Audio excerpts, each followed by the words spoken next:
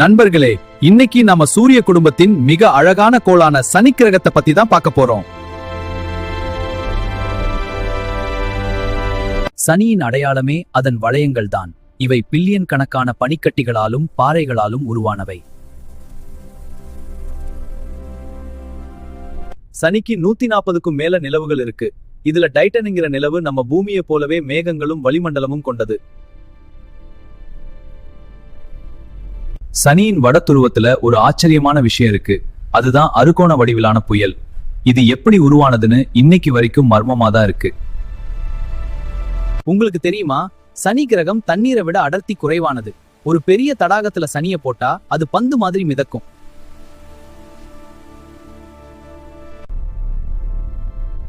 இந்த தகவல் உங்களுக்கு பிடிச்சிருந்தா மறக்காம நம்ம சேனலை லைக் பண்ணுங்க, ஷேர் பண்ணுங்க, அப்புறம் சப்ஸ்கிரைப் பண்ணிடுங்க. அடுத்த வீடியோவில் சந்திப்போம்.